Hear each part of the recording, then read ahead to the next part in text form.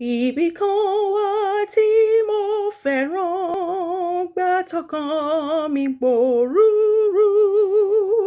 Kí n wà pẹ̀lú Kristi nìkan tí ó wí pé wá sí mi.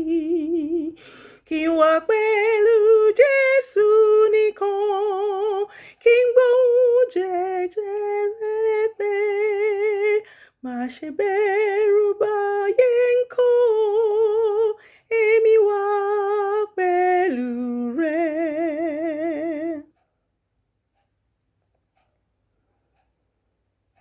Gbà tẹ̀rù ayé bá wúwo tí ó sì tẹrí mi bá, òun lọ sọ́dọ̀ Jésù nìkan torí ọ̀rẹ́ mi ni òun.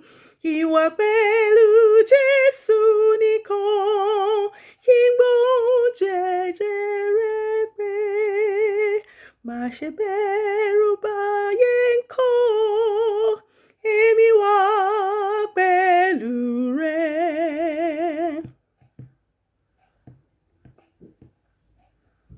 Gbà tí Èṣù fẹ́ lépa mi, Jésù wí pé kí n sá wá.